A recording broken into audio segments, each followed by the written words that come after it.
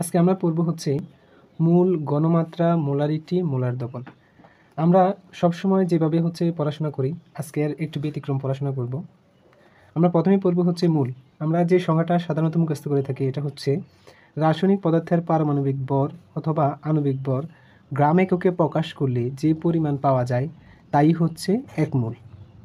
আসলে এই কথাটা আমরা অনেকে বুঝতে পারি না। আমরা যদি একটু ব্যাখ্যা করে দেখি, মনে করো হচ্ছে একটা কার্বন পরমাণু, এটার এক মূল বলতে আসলে কি বোঝায়? অর্থাৎ হচ্ছে এক মূল বলতে বোঝায় হচ্ছে তোমার একটা পরিপূর্ণ কার্বনের ভর কত? 12 গ্রাম। তাহলে এটাকে আমরা বলবো হচ্ছে এটা হচ্ছে এক মূল। যেমন হচ্ছে পানি, আমরা যদি এখন পানি বলি তাহলে হচ্ছে এটার এক মূল হবে হচ্ছে তোমার 18 গ্রাম। এবার আমরা যদি সাধারণ একটা উদাহরণ দিয়ে দেখি, মনে করো একটা ছোট একটা বল, এটাও কিন্তু এক মূল, এটাও কিন্তু এক মূল। এটা হচ্ছে কিন্তু ছোট, এটা হচ্ছে 2 গ্রাম, এটাও কিন্তু তোমার এক মূল হবে। এবং দেখো একটা বড় বল, এটা হচ্ছে তোমার 4 গ্রাম, এটাও কিন্তু তোমার কি এক মূল। অর্থাৎ একটা পরিপূর্ণ, এটা ছোট হতে পারে বড় হতে পারে, কোনো সমস্যা না, কিন্তু এটা কি একটা পরিপূর্ণ কিনা? যদি পরিপূর্ণ হয় তখন এটাকে আমরা বলবো হচ্ছে এক মূল। এবার এটা তোমার 2 গ্রাম হতে পারে, 4 গ্রাম হতে পারে, যে কোনো কিছু হতে পারে, মানে ছোট হতে পারে বড় হতে পারে, কোনো সমস্যা না, বাট হচ্ছে এটা কি পরিপূর্ণ কিনা। যদি পরিপূর্ণ হয় তাহলে এটা কি এক মূল। মনে করো এই বলটাও আমি অর্ধেক নিলাম, তখন এটাকে আমি আর এক মূল বলতে পারবো না, তখন আমি বলবো হচ্ছে 0.5 মূল, কারণ হচ্ছে এটা অর্ধেক। ঠিক আছে? তা আমরা যদি দেখি অ্যাভোগাড্রো যে সংখ্যাটা দিছে, উনি বলতেছে হচ্ছে তোমার এক মূল পরিমাণ যে কোনো পদার্থে তোমার হচ্ছে অ্যাভোগাড্রোর সংখ্যা হচ্ছে তোমার কি থাকবে? পরমাণু থাকবে। যেমন হচ্ছে আমি যদি বলি হচ্ছে তোমার এক মূল বল যেটা হচ্ছে 2 গ্রাম, এটার মধ্যে হচ্ছে তোমার কি 6.023 × 10⁻23 টি পরমাণু থাকবে।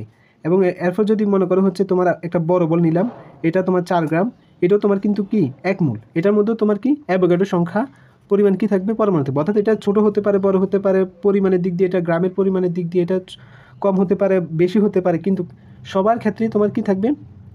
6.023 × 10⁻23 টি পরমাণু থাকবে। অর্থাৎ এখানে হচ্ছে তোমার হচ্ছে কি এটা পরিপূর্ণ কিনা, যে কোনো কিছু এক মূল হতে পারে হচ্ছে যদি এটা পরিপূর্ণ হয় তাহলে তোমার এটা হবে হচ্ছে কি এক মূল।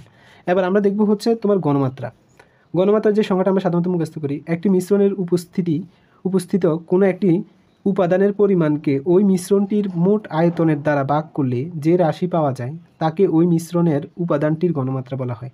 আসলে আমরা গণমাত্রাটা আরেকটু সহজ করে শিখতে চাই। মনে করো তুমি একটা পাত্রের মধ্যে পানি নিলা, যেটার আয়তন হচ্ছে তুমি লিটার এককে হচ্ছে তুমি প্রকাশ করলা। ঠিক আছে? আর এখানে মনে করো চিনি দিলা, তুমি কতটুকু চিনি দিলা, এটার পরিমাণকে আমরা মূল এককে যদি প্রকাশ করি তাহলে হচ্ছে তোমার একক আয়তনে, অর্থাৎ হচ্ছে নির্দিষ্ট আয়তনে তুমি যে পরিমাণ হচ্ছে কি দিলা, মানে হচ্ছে চিনি দিলা, মানে হচ্ছে দ্রব্য দিলা, এটাই হচ্ছে তোমার হচ্ছে কি গণমাত্রা। ঠিক আছে?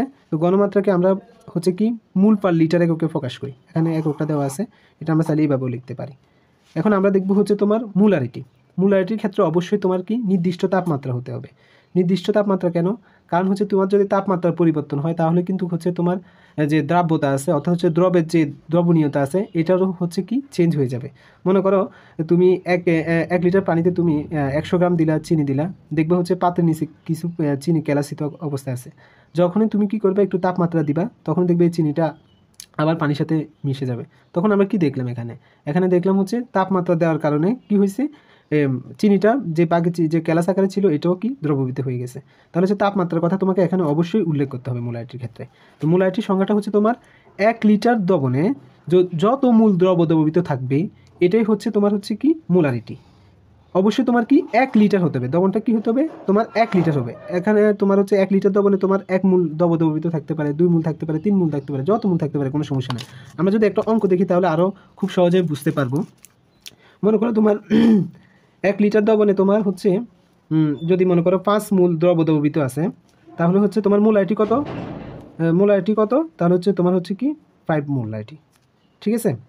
এরপর তুমি যদি দেখো, মনে করো হচ্ছে 2 লিটার দ্রবণে 6 মূল দ্রবীভূত আছে, তাহলে এখানে মোলারিটি কত হবে?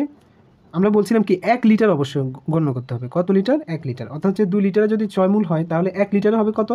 3 মূল। কয় মূল হবে? 3 মূল হবে। তাহলে এখানে হচ্ছে মোলারিটি হবে হচ্ছে তোমার হচ্ছে কি 3।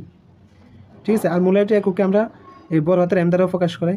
এরপরে হচ্ছে আমরা চাইলে হচ্ছে এটাকে মূল পার লিটার এককেও বলতে পারি, সমস্যা না, কিন্তু হচ্ছে মোলারিটি নির্দেশ করার জন্য আমরা বড় হাতের এমটাই ব্যবহার করে থাকি। এবার আমরা দেখব হচ্ছে মোলার দ্রবণ।